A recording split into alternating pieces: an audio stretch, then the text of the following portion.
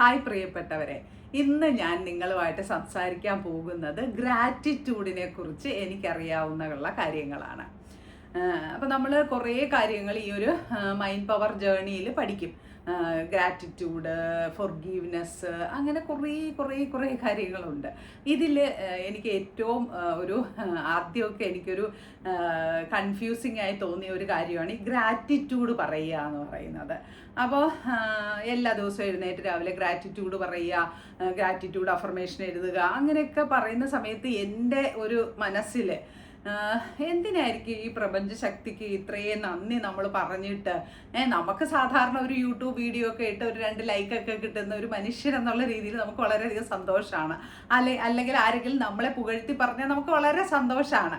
നമ്മൾ മനുഷ്യരാണല്ലോ. പക്ഷെ ഒരു പ്രപഞ്ചത്തിൻ്റെ നാഥന് അങ്ങനെ ഒരു താങ്ക്സ് ഒക്കെ പറയുമ്പോൾ എന്ത് സന്തോഷമായിരിക്കും കിട്ടുക എന്നൊക്കെ ഉള്ളത് എനിക്ക് എല്ലാത്തിനും ഒരു ലോജിക്ക് തിരക്കി പോകുന്ന പരിപാടി എനിക്കുണ്ട്.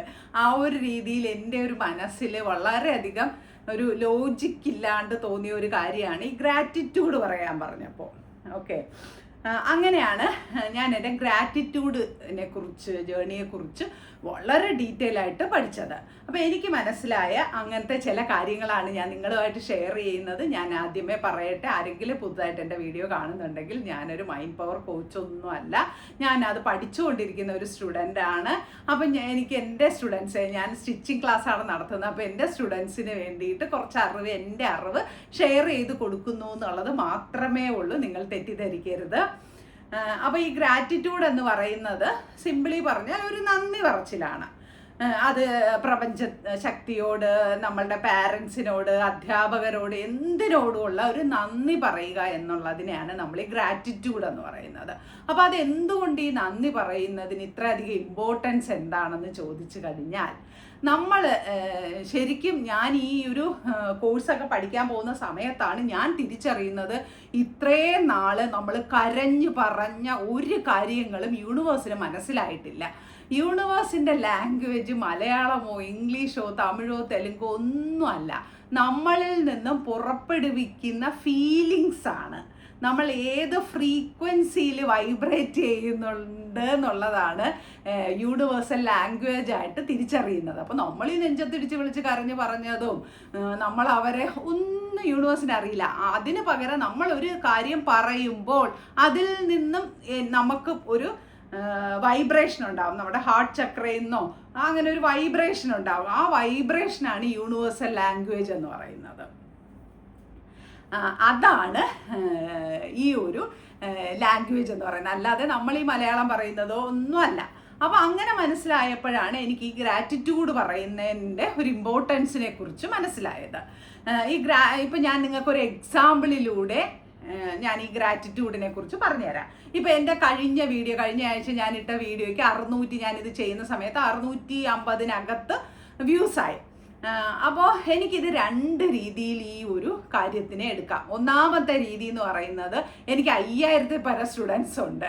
എൻ്റെ ബന്ധുക്കൾ, നാട്ടുകാർ, അയൽവക്കക്കാർ, ഫ്രണ്ട്സ് എല്ലാവരും കൂടെ ചേർന്നാലും അതൊക്കെ മേലെയുണ്ട്. പക്ഷേ എൻ്റെ വീഡിയോസ് ആകെ കണ്ടത് 600-650 താഴെ ആൾക്കാരാണ്. പിന്നെ അതിന് തന്നെ നല്ല കമൻസ് ഇട്ടത് 5-6 പേരേ ഉള്ളൂ. എന്നെ വിളിച്ച് പറഞ്ഞത് 2-3 പേരേ ഉള്ളൂ. അപ്പോൾ എനിക്ക് വേണമെങ്കിൽ ഈ ഒരു സീനിനെ 2 രീതിയിൽ എടുക്കാം. ഒന്നാമത്തെ രീതി എന്ന് പറയുന്നത് ദേഷ്യം വരും. അല്ല, 5000 സ്റ്റുഡൻസ് ഉണ്ടായിട്ട് അവരിൽ 1000 പേർക്ക് ഈ വീഡിയോ കണ്ടില്ലല്ലോ, അല്ലെങ്കിൽ നാട്ടുകാർ കണ്ടില്ലല്ലോ, ബന്ധുക്കൾ കണ്ടില്ലല്ലോ, ഇന്നാര് ലൈക്ക് അടിച്ചില്ലല്ലോ, ഇന്നാര് കമൻ്റ് ഇട്ടില്ലല്ലോ, അവളുടെ ഒരു വീഡിയോയ്ക്ക് ഞാൻ കമൻ്റ് ഇട്ടതാണ്, എന്നിട്ട് അവൾ എൻ്റെ വീഡിയോയ്ക്ക് കമൻ്റ് ഇട്ടില്ല. പിന്നെ ഞാൻ ഇത്ര ആൾക്കാരുടെ വീഡിയോക്കൊക്കെ ലൈക്ക് ചെയ്തിട്ടുണ്ട്, എനിക്ക് ആരും ഒരു ലൈക്ക് തന്നില്ല. പിന്നെ നമ്മളുടെ വേറെ ഏതെങ്കിലും അറിയുന്ന ആൾക്കാരൊക്കെ വീഡിയോ ചെയ്തു, ആ വീഡിയോ അത്ര നല്ല കണ്ടന്റ് ഒന്നും അല്ലായിരുന്നു, എന്നിട്ട് പോലും 1,00,000 വ്യൂസ് ആ വീഡിയോയ്ക്ക് ഉണ്ട്. എൻ്റെ എന്ത് നല്ല കണ്ടന്റ് ആയിരുന്നു, എന്നിട്ട് പോലും ഇത്ര ആൾക്കാരേ ഉള്ളൂ. അപ്പം ആകെ ഞാനൊരു ഫ്രസ്ട്രേറ്റഡ് അവസ്ഥയിൽ വൈബ്രേറ്റ് ചെയ്യുകയാണ്. അതായത് നമുക്ക് ദേഷ്യം വരുന്നുണ്ട്. അപ്പോൾ ഈ ദേഷ്യം എന്നൊക്കെ പറയുന്നത് നമുക്ക് തന്നെ അറിയാൻ പറ്റുമല്ലോ. ഒരു ദേഷ്യം വരുന്ന ഒരാളുടെ അടുത്ത് നമ്മൾ പോകുമോ? ഇല്ലല്ലോ. അതൊരു നെഗറ്റീവ് ഫ്രീക്വൻസിയിൽ വൈബ്രേറ്റ് ചെയ്യുക, ലോ ഫ്രീക്വൻസി. അപ്പം നമ്മൾ ഈ ഫ്രീക്വൻസിയെ തന്നെ നമ്മൾ 3 രീതിയിൽ, ലോ, മീഡിയം, ഹൈ വൈബ്രേഷൻ, അങ്ങനെ 3 വൈബ്രേഷൻ രീതിയിൽ പൊതുവെ നമ്മൾ വൈബ്രേറ്റ് ചെയ്യുമെന്നാണ് പറയുന്നത്. അതായത് നമുക്ക് ദേഷ്യമാണ് വരുന്നതെങ്കിൽ നമ്മളുടെ വൈബ്രേഷൻ എന്ന് പറയുന്നത് ലോ ഫ്രീക്വൻസിയിലാണ് നമ്മൾ വൈബ്രേറ്റ് ചെയ്യുക. അസൂയ, അതും ലോ വൈബ്രേഷനിലാണ് നമ്മൾ ചെയ്യുക. അപ്പോൾ അങ്ങനത്തെ കുറേ വികാരങ്ങളാണ്, ഇതെല്ലാം എൻ്റെ ലോ വൈബ്രേഷനിലാണ് ഞാൻ ചെയ്യുന്നത്. അപ്പോൾ എൻ്റെ ഫ്രീക്വൻസി കഴിഞ്ഞ ഒരാഴ്ചയായിട്ട് ലോ വൈബ്രേഷനിലാണ് യൂണിവേഴ്സുമായിട്ട് സംസാരിച്ചു കൊണ്ടേയിരിക്കുന്നത്. അപ്പോൾ യൂണിവേഴ്സ് പകരം എനിക്ക് എന്താ തരുന്നത്? ഇപ്പം നമ്മൾ എക്സാമ്പിൾ പറയുകയാണെങ്കിൽ നമ്മളൊരു പൊങ്ങി പോവുകയാണ്, എന്നിട്ട് നമുക്ക് പൊങ്ങി പൊക്കത്തിൽ പിടിക്കാൻ പറ്റും. അപ്പം നമുക്ക് ഈ ലോ വൈബ്രേഷനിലാണ് നമ്മൾ പൊങ്ങുന്നതെങ്കിൽ ലോ ഫ്രീക്വൻസിയിലുള്ള കാര്യങ്ങൾ മാത്രമേ നമുക്ക് അച്ചീവ് ചെയ്യാൻ പറ്റുള്ളൂ. അപ്പം സ്വാഭാവികമായിട്ട് ലോ ഫ്രീക്വൻസിയിലുള്ള കാര്യങ്ങൾ എന്താണ്? ദുഃഖം, വിഷമം, സങ്കടം, അങ്ങനത്തെയൊക്കെ ആയിരിക്കും ലോ വൈബ്രേഷനിൽ. നമ്മൾ ഹൈ ഫ്രീക്വൻസിയിൽ വൈബ്രേറ്റ് ചെയ്താൽ നമുക്ക് എന്തൊക്കെയാണ് കിട്ടുന്നത്? അബണ്ടൻസ്, മണി, അല്ലെ, അങ്ങനത്തെ കാര്യങ്ങളെല്ലാം ഹൈ വൈബ്രേഷനിൽ യൂണിവേഴ്സിലുള്ളത്. അപ്പോൾ നമ്മൾ എപ്പോഴും ലോ ഫ്രീക്വൻസിയിലാണ് വൈബ്രേറ്റ് ചെയ്യുന്നതെങ്കിൽ നമുക്ക് കിട്ടുന്നതും ലോ ഫ്രീക്വൻസിയിലുള്ള അച്ചീവ്മെൻറ്റ്സ് ആയിരിക്കും. അപ്പോൾ ഹൈ വൈബ്രേഷനിൽ വൈബ്രേറ്റ് ചെയ്താൽ സ്വാഭാവികമായിട്ട് നമുക്ക് മണി, അബണ്ടൻസ്, നമ്മുടെ കരിയർ എല്ലാം നമുക്ക് കിട്ടുമെന്നാണ് പറയുന്നത്. അപ്പം നമ്മൾ എങ്ങനെയാണ് യൂണിവേഴ്സിന് കൊടുക്കുന്ന ഒരു ലാംഗ്വേജ്, ആ ലാംഗ്വേജിനാണ് തിരിച്ച് നമുക്ക് റിപ്ലൈ കിട്ടുക. അതാണ് ഈ ഫ്രീക്വൻസി, വൈബ്രേഷൻ എന്നൊക്കെ പറയുന്നത്. അതായത് നമുക്ക് ഒരാളോട് ദേഷ്യം വരുമ്പോൾ എന്ന് പറയുമ്പോൾ നമുക്കൊരു വൈബ്രേഷൻ ഉണ്ടാകുമല്ലോ. ആ ഒരു വൈബ്രേഷൻ്റെ ഫ്രീക്വൻസിയാണ് ഇതിന് കാൽക്കുലേഷനായിട്ട് പറയുന്നത്. അത് അങ്ങനെ. അപ്പോൾ ഒരു വൈബ്രേഷൻ എന്ന് പറയുന്നത് ഇതാണ്, ലോ ഫ്രീക്വൻസിയിൽ എനിക്ക് വൈബ്രേറ്റ് ചെയ്യാം. അപ്പോൾ സ്വാഭാവികമായിട്ട് അടുത്ത തവണ എനിക്ക് കിട്ടുന്ന കാര്യങ്ങളെല്ലാം ഈ ലോ വൈബ്രേഷനിലുള്ള കാര്യങ്ങളെ എനിക്ക് അച്ചീവ് ചെയ്യാൻ പറ്റുള്ളൂ. കാര്യം ഞാൻ ലോ ഫ്രീക്വൻസി ആണല്ലോ. അതേസമയം ഞാൻ വിചാരിക്കുകയാണ്, ഓ ദൈവമേ, എൻ്റെ വീഡിയോ 600 പേര് കണ്ട്, അതായത് എനിക്കിപ്പോൾ എൻ്റെ ഒരു വീട്ടിലൊരു ഫംഗ്ഷൻ നടക്കുന്നെങ്കിൽ ആകെ വരുന്നത് 10 പേരാണ്, അല്ലെങ്കിൽ മാക്സിമം നമ്മൾ എല്ലാവരും ഇൻവൈറ്റ് ചെയ്താൽ പോലും ഒരു 100 ആൾക്കാരൊക്കെയാണ് നമുക്ക് ശരിക്കും ഈ ഒരു നമ്മുടെ ഒരു ഫംഗ്ഷനൊക്കെ സാധാരണഗതിയിൽ വരും. അപ്പോൾ 600 പേര് ഇത്രയും സമയമില്ലാത്ത സമയത്ത് എൻ്റെ വീഡിയോ കാണാനായിട്ട് 600 പേര് സമയം ചെലവാക്കി എന്ന് പറയുന്നത് ശരിക്കും എന്തോ ഒരു വല്ലാത്തൊരു താങ്ക്ഫുൾ മൊമെൻ്റ് ആണ്, അല്ലേ? നമ്മൾ പണ്ടൊക്കെ ആണെങ്കിൽ ഒരു കോള് വിളിക്കാൻ സമയത്ത് വിചാരിക്കും ആരെ വിളിക്കും, അങ്ങനെ ചിന്തിച്ചിരുന്ന ഒരാളെ സംബന്ധിച്ച് ഇത്രയും പേര് വീഡിയോ കാണുന്നു, കമൻറ്റ് ചെയ്യുന്നു, 2-3 പേരൊക്കെ എന്നെ വിളിച്ച് സംസാരിച്ചു, മെസ്സേജ് അയച്ചു, നല്ല കണ്ടന്റ് ആണെന്ന് പറഞ്ഞ് അപ്രീഷിയേറ്റ് ചെയ്തു. അപ്പോൾ ഇതൊക്കെ ഒരു ഭാഗ്യമായിട്ട് കരുതി നമ്മൾ താങ്ക്സ് പറയുക എന്ന് പറയുന്ന ആ ഒരു ഹൈ വൈബ്രേഷനിൽ, ഹൈ ഫ്രീക്വൻസിയിൽ നമുക്ക് വൈബ്രേറ്റ് ചെയ്യാം. അപ്പോൾ നമ്മൾ എവിടെ പോയി? ഹൈ ഫ്രീക്വൻസിയിൽ പോയി. അപ്പോൾ നമുക്ക് എന്തായിരിക്കും കിട്ടുക? ഇപ്പം 600 പേര് കണ്ടെങ്കിൽ അടുത്ത പ്രാവശ്യം 1000 പേര് കാണും. അത്രയും വൈബ്രേറ്റ് ചെയ്തു നമ്മൾ. ഒരു ലോ വൈബ്രേഷനിൽ ഇരുന്ന ഞാൻ വിചാരിച്ചിരുന്ന ഒരു 500 പേരൊക്കെ കാണുള്ളൂ. അപ്പോൾ 600 പേര് കണ്ടപ്പോൾ എൻ്റെ വൈബ്രേഷൻ ലെവൽ കൂടി. അപ്പം ഞാൻ കുറച്ചുകൂടെ ഫ്രീക്വൻസിയിൽ വൈബ്രേറ്റ് ചെയ്യാൻ തുടങ്ങി. അപ്പോൾ എനിക്ക് ഇങ്ങോട്ട് കിട്ടുന്നതും കുറച്ചുകൂടി ഫ്രീക്വൻസിയിലുള്ള കുറച്ചുകൂടി നല്ല കാര്യങ്ങളായിരിക്കും എനിക്ക് തിരിച്ചു കിട്ടുക. അപ്പോൾ നമുക്ക് വൈബ്രേറ്റ് ചെയ്യാൻ പറ്റിയ ഏറ്റവും നല്ല അവസരമാണ് ഗ്രാറ്റിറ്റ്യൂഡ് പറയുക എന്നുള്ളത്. അതായത് നമ്മൾക്ക് ഏറ്റവും ഹൈ വൈബ്രേഷനിൽ, ഹൈ ഫ്രീക്വൻസിയിൽ വൈബ്രേറ്റ് ചെയ്യാൻ പറ്റുന്ന ഏറ്റവും സിമ്പിളായിട്ടുള്ള മെത്തേഡാണ് ഗ്രാറ്റിറ്റ്യൂഡ് പ്രാക്ടീസ് എന്ന് പറയുന്നത്. അതാണ് എല്ലാവരും പറയുക. ഗ്രാറ്റിറ്റ്യൂഡ് ജേർണൽ എഴുതുക, ഗ്രാറ്റിറ്റ്യൂഡ് പറയുക, രാവിലെ എഴുന്നേറ്റ് ഉടനെ ഗ്രാറ്റിറ്റ്യൂഡ് പറയുക എന്ന് പറയുന്നതിൻ്റെ ഒരു കാര്യം എന്താണെന്ന് വെച്ചാൽ, ഈ ഗ്രാറ്റിറ്റ്യൂഡ് കിട്ടിയിട്ട് യൂണിവേഴ്സിന് കഞ്ഞി വെക്കാനൊന്നും അല്ല. നമ്മൾ ആ ഒരു ഫ്രീക്വൻസിയിൽ വൈബ്രേറ്റ് ചെയ്യാനുള്ള ഏറ്റവും സിമ്പിളും എളുപ്പവും ഉള്ളൊരു മെത്തേഡാണ് ഗ്രാറ്റിറ്റ്യൂഡ് എന്ന് പറയുന്നത്. ഓക്കെ, അപ്പം നമുക്ക് എങ്ങനെയൊക്കെ ഗ്രാറ്റിറ്റ്യൂഡ് പറയാം? നമ്മളിപ്പോൾ ലോ വൈബ്രേഷനിൽ ഇരിക്കുകയാണ്, നമുക്ക് ഭയങ്കര സങ്കടമൊക്കെ വിഷമമൊക്കെ വന്നിരിക്കുന്ന സമയത്താണ് നിങ്ങൾ ഈ വീഡിയോ കാണുന്നതെങ്കിൽ നിങ്ങൾ ഇപ്പോൾ തന്നെ ദൈവമേ നന്ദി, എനിക്ക് എന്തെല്ലാം സൗഭാഗ്യങ്ങൾ തന്നു. നമുക്ക് ഏതൊരു ദൈവത്തെ വേണമെങ്കിലും വിളിച്ച് പ്രാർത്ഥിക്കാം. പ്രപഞ്ചനാഥൻ ഒന്നാണ്. അപ്പോൾ യൂണിവേഴ്സൽ എനർജി എന്നോ നമ്മൾ ഇഷ്ടമുള്ള നമ്മുടെ ദൈവമെന്നോ എന്ത് വേണേ വിളിച്ച് നമുക്ക് പ്രാർത്ഥിക്കാം. അപ്പം നമുക്ക് ദൈവമേ എനിക്ക് എന്തെല്ലാം സൗഭാഗ്യങ്ങൾ തന്നു. അപ്പം നമ്മളുടെ ഒരു 10 സൗഭാഗ്യങ്ങൾ നമുക്ക് തന്നിട്ടുള്ള 10 സൗഭാഗ്യങ്ങൾ അറ്റ്ലീസ്റ്റ് നിങ്ങൾക്ക് ഇത് കാണാനായിട്ട് ഒരു മൊബൈലുണ്ട്, അല്ലേ, അത് റീചാർജ് ചെയ്യാൻ പറ്റി ഈ മാസം, അങ്ങനെയൊക്കെ ഉള്ള എന്തെല്ലാം നേട്ടങ്ങളുണ്ട്. നമ്മൾ എപ്പോഴും എന്താ ചെയ്യുക, നമുക്ക് ഇല്ലായ്മകളെ കുറിച്ച് പറയാനാണ് നമുക്കിഷ്ടം. നമുക്കൊരിക്കലും നമുക്കുള്ളതിനെ കുറിച്ച് പറയാൻ നമുക്ക് താല്പര്യമില്ല. നമുക്ക് എപ്പോഴും ലോ ഫ്രീക്വൻസിയിൽ വൈബ്രേറ്റ് ചെയ്ത് ശീലമായി പോയി. എപ്പോഴും നമ്മളെ അങ്ങനെയാണ് വളർത്തിയിരിക്കുന്ന രീതി. നമ്മളെ അങ്ങനെ സന്തോഷം അതൊന്നും നമുക്ക് പ്രകടിപ്പിക്കാൻ അനുവാദമില്ല.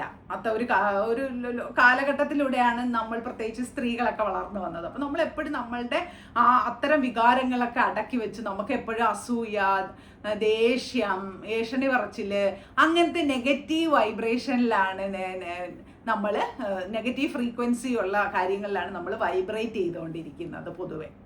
അപ്പം അതിൽ നിന്നുള്ള വലിയൊരു മാറ്റത്തിൻ്റെ തുടക്കമാണ് ഗ്രാറ്റിറ്റ്യൂഡ് പറയുക എന്നുള്ളത്. അപ്പം ഈ ഗ്രാറ്റിറ്റ്യൂഡ് പറയുക എന്ന് പറയുമ്പോൾ നമുക്ക് ചിലപ്പോൾ നമ്മൾ വളരെയധികം സങ്കടത്തിൽ ഇരിക്കുമ്പോൾ അതൊന്നും അത്ര പ്രാക്ടിക്കലി എളുപ്പമൊന്നുമല്ല. പക്ഷെ നമ്മൾ അഭിനയിച്ചാൽ മതി എന്നുള്ളതാണ് അടുത്തൊരു ട്വിസ്റ്റ്. നമ്മൾ ഒരിക്കലും നമ്മൾ ഉള്ളിൽ നിന്ന് ഇങ്ങനെ വരണമെന്നൊന്നുമില്ല. പക്ഷെ ആ ഒരു ഫീല് കൊണ്ടുവന്ന് നമ്മൾ പറഞ്ഞാൽ പോലും യൂണിവേഴ്സിന് ആ ഒരു ഫീലിങ്സ് കിട്ടും, ആ ഒരു വൈബ്രേഷൻ കിട്ടും. അതാണ് നമ്മൾ ഈ ഗ്രാറ്റിറ്റ്യൂഡ് പ്രാക്ടീസ് ചെയ്യുക എന്ന് പറയുന്നത്. അപ്പം നമുക്ക് എപ്പോഴും ചെയ്യാൻ പറ്റുന്ന 2-3 സിമ്പിൾ മെത്തേഡ് പറഞ്ഞുതരാം. ഞാൻ പ്രാക്ടീസ് ചെയ്യുന്ന പറഞ്ഞുതരാം. ഞാൻ പഠിച്ചതാണ്. എല്ലാ ദിവസവും രാവിലെ എഴുന്നേറ്റ ഉടനെ നമുക്ക് ഈ എഴുതുകയാണെങ്കിൽ അതൊരു വലിയ ഫാക്റ്റാണ്. നമ്മൾ എഴുതുന്ന സമയത്ത് നമുക്ക് 2 ഫ്രീക്വൻസിയിൽ നമുക്ക് വൈബ്രേറ്റ് ചെയ്യാം. നമ്മൾ എഴുതുന്നു, നമ്മുടെ ബ്രെയിനും നമ്മുടെ ഹൃദയവും എല്ലാം വൈബ്രേറ്റ് ചെയ്യും. അപ്പോൾ ഏറ്റവും നല്ലത് നമ്മൾ എഴുതുന്ന, അതാണ് ഗ്രാറ്റിറ്റ്യൂഡ് ജേണൽ എന്ന് പറയുന്നത്. അപ്പോൾ എപ്പോഴും എഴുതുന്നതാണ് നല്ലത്. പക്ഷെ നമുക്കൊക്കെ എഴുതാൻ മടി, എനിക്കൊക്കെ എഴുതാൻ മടിയുള്ള ഒരാളാണ്. അപ്പോൾ അതുകൊണ്ട് നമ്മൾ ഒന്നുകിൽ രാവിലെ എഴുന്നേറ്റ് എഴുതുക, ഒരു 10 മിനിറ്റ് എടുത്ത് ഗ്രാറ്റിറ്റ്യൂഡ് എഴുതുക. ആദ്യം നമുക്ക് പ്രപഞ്ചനാഥന് ഇന്നത്തെ നമ്മൾ എല്ലാ ദിവസവും മോർണിംഗിൽ തന്നെ പറയണം എന്ന് എന്താ പറയുന്നതെന്ന് വെച്ചാൽ, നമ്മൾ അതിരാവിലെ എഴുന്നേക്കുവാണ്. രാവിലെ എഴുന്നേറ്റ്, അതിനി നിങ്ങൾ 8 മണിക്കാണ് എഴുന്നേക്കുന്നത്, 6 മണിക്കാണ് എഴുന്നേറ്റ്, 5 മണിക്കാണ് എഴുന്നേറ്റുന്നെങ്കിൽ രാവിലെ നമ്മൾ വൈബ്രേറ്റ് ചെയ്യാൻ പോകുന്നത് ഒരു ലോ ഫ്രീക്വൻസിയിലാകരുത് ഒരിക്കലും. നമ്മൾ എന്ത് ചെയ്യണം, ഹൈ വൈബ്രേഷനിൽ, ഹൈ ഫ്രീക്വൻസിയിൽ നമ്മൾ വൈബ്രേറ്റ് ചെയ്യണം എല്ലാ ദിവസവും രാവിലെ. അപ്പോൾ എന്താ, അന്നത്തെ ദിവസം നമുക്ക് വരുന്നതെല്ലാം ശുഭകരമായ കാര്യങ്ങളായിരിക്കും.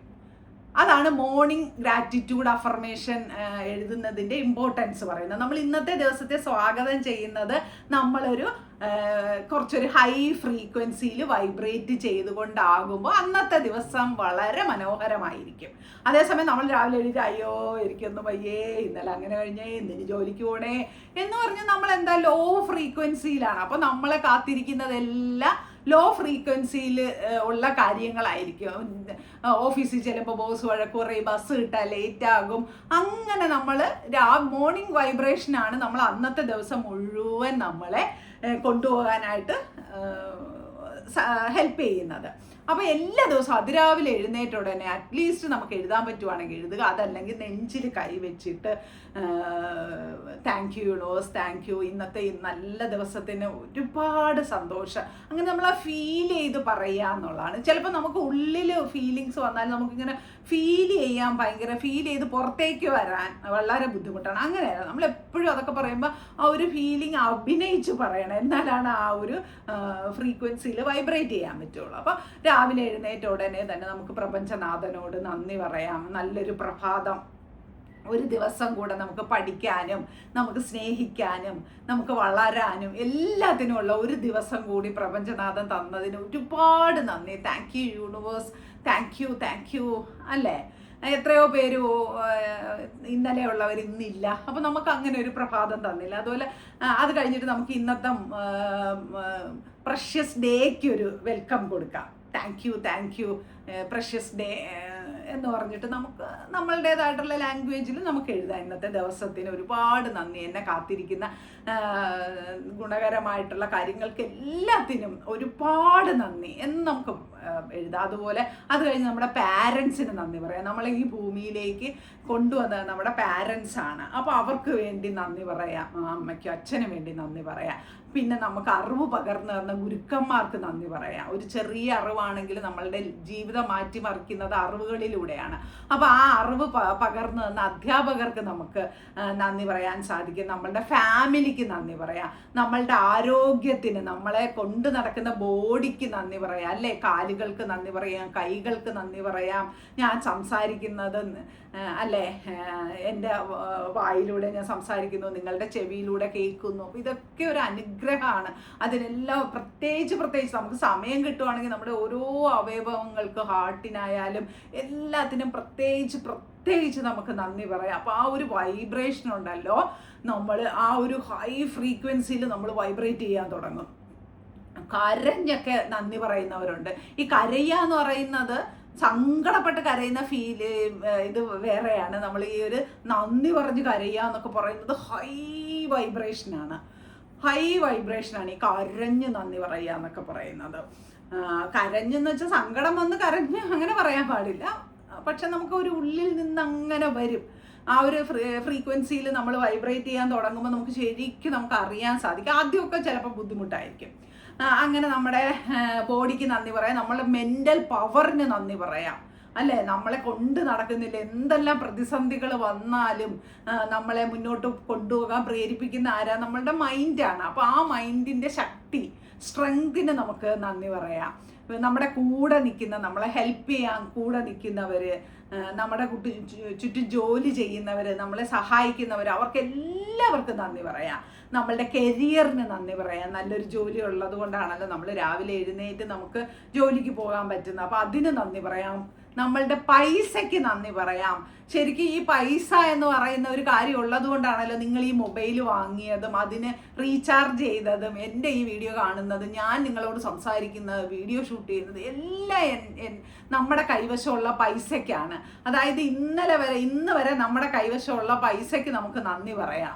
അതാണ് നമ്മളുടെ ഒരു എനർജി. നമ്മളുടെ സ്വപ്നങ്ങൾക്ക് ചിറക് തരുന്ന എനർജിയാണ് മണി എന്ന് പറയുന്നത്. അപ്പം മണിക്ക്, നമ്മുടെ കൈവശമുള്ള വെൽത്തിന്, നമ്മുടെ വീടിന്, വസ്തുക്കൾക്ക്, നമുക്കുള്ള സ്വർണ്ണാഭരണങ്ങൾക്ക് എല്ലാത്തിനും ഹൃദയം നിറഞ്ഞ നന്ദി രാവിലെ തന്നെ നമുക്ക് പറഞ്ഞുകൊണ്ട് ഒരു ദിവസം തുടങ്ങിയാലുണ്ടല്ലോ, ബ്യൂട്ടിഫുൾ ആയിട്ടുള്ള ഒരു ദിവസമാണ് നമുക്ക് കിട്ടുക. അപ്പോൾ നിങ്ങളിത് പ്രാക്ടീസ് ചെയ്യാൻ. ഞാൻ ചെയ്യുന്നത് ഇങ്ങനെയാണ്. ഞാൻ ഇരുന്ന് പറയാൻ നെഞ്ചിൽ കൈവച്ചിട്ട് ഞാൻ അങ്ങനെ പറയാറാണ്. എനിക്ക് രാവിലെ എഴുന്നേറ്റ് ബുക്കൊക്കെ എടുത്ത് ചിലപ്പോൾ എഴുതും കേട്ടോ. നല്ല മൂഡൊക്കെ ആണെങ്കിൽ ഞാൻ എഴുതും.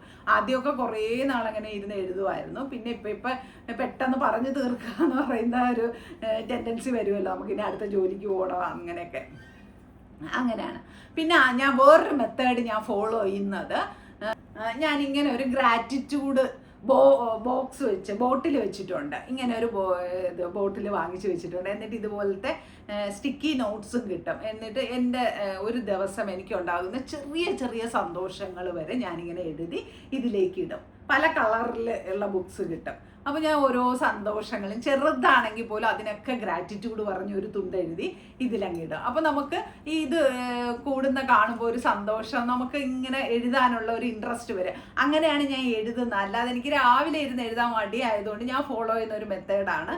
എന്തൊരു സന്തോഷം വന്നാലും ഒരു സ്റ്റിക്കി നോട്ട് എടുത്ത് അതിൽ താങ്ക് യു യൂണിവേഴ്സ്, എനിക്ക് ഇത് തന്നതിന് വളരെയധികം സന്തോഷം എന്ന് പറഞ്ഞ് ആ ഒരു ഫീലിങ്സ് ഓടുകൂടി അത് എഴുതി ആ ഒരു സ്റ്റിക്കി നോട്ടിനെ ഇങ്ങനെ ചുരുട്ടി ഇതിൻ്റെ അകത്തിടും. ഇത് നിറയുമ്പോൾ അടുത്തതെടുക്കുക. അങ്ങനെ ചെയ്യലാണ് ഞാനിപ്പോൾ ചെയ്യുന്നത്. അപ്പോൾ നമുക്ക് ഈ ഗ്രാറ്റിറ്റ്യൂഡ് കൊണ്ട് എന്തൊരു ഉപയോഗമാണ്. അതായത് ഏറ്റവും ഹൈ വൈബ്രേഷനിൽ, ഹൈ ഫ്രീക്വൻസിയിൽ നമുക്ക് കാര്യങ്ങൾ നേടിയെടുക്കാൻ പറ്റുന്ന ഏറ്റവും സിമ്പിളായിട്ടുള്ള ഒരു മെത്തേഡാണ് ഈ ഗ്രാറ്റിറ്റ്യൂഡ് എന്ന് പറയുന്നത്. അപ്പോൾ അത് പഠിച്ചു കഴിഞ്ഞപ്പോൾ എനിക്ക് എന്തൊരു നല്ല മെത്തേഡാണ്. ഇത്രയും കാലം നമ്മൾ ചെയ്തു വന്നതെല്ലാം തെറ്റായിരുന്നു. നമ്മൾ അമ്പലത്തിൽ പോയാലും പള്ളിയിൽ പോയാലും നമ്മൾ ഒരിക്കലും അവിടെ ചെന്ന് കരഞ്ഞങ്ങ് പ്രാർത്ഥിക്കുകയല്ല ചെയ്യുന്നത്. നമ്മൾ നന്ദി പറഞ്ഞ് പ്രാർത്ഥിക്കുകയാണ് ചെയ്യേണ്ടത്, അല്ലേ? ഇപ്പോഴാണ് അങ്ങനെ പറയുക, അമ്പലത്തിൽ പോയി കരയാൻ പാടില്ല എന്ന് വെച്ചാൽ. അങ്ങനെ അവിടെ പോയി കരയുമ്പോൾ നമുക്ക് എന്താ സംഭവം തിരിച്ചു കിട്ടുക? ദുഃഖകരമായ കാര്യങ്ങളാണ് നമുക്ക് തിരിച്ചു കിട്ടുക. നമ്മൾ ചെയ്യേണ്ടത് അവിടെ പോയി നന്ദി പ്രകടിപ്പിക്കുക. നമുക്ക് വരാൻ പറ്റിയില്ലേ, അമ്പലത്തിലെ പള്ളിയിലൊക്കെ വരാൻ പറ്റിയില്ലേ, ദേവിയെ കാണാൻ പറ്റിയില്ലേ, ദേവനെ കാണാൻ പറ്റില്ല. അപ്പോൾ ആ ഒരു രീതിയിൽ നമുക്ക് ആ ഒരു നന്ദി പറയുമ്പോൾ നമുക്ക് ഹൈ വൈബ്രേഷൻ വരും. ആ ഒരു രീതിയിൽ നമ്മൾ ചെയ്താലാണ് നമുക്ക് ജീവിതത്തിൽ ഗുണകരമായ ഒരുപാട് ഒരുപാട് ഒരുപാട് അനുഭവങ്ങൾ കിട്ടും.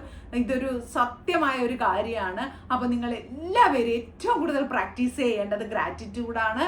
ഗ്രാറ്റിറ്റ്യൂഡ് പ്രാക്ടീസ് ചെയ്യുന്നത് വഴി ലൈഫ് തന്നെ മാറി മറിക്കും എന്നുള്ളതിന് എനിക്ക് വളരെയധികം സാക്ഷ്യം പറയാനുണ്ട്. അപ്പോൾ നിങ്ങൾ ഇതൊക്കെ എപ്പോഴും ഗ്രാറ്റിറ്റ്യൂഡ് പ്രാക്ടീസ് ചെയ്യൂ.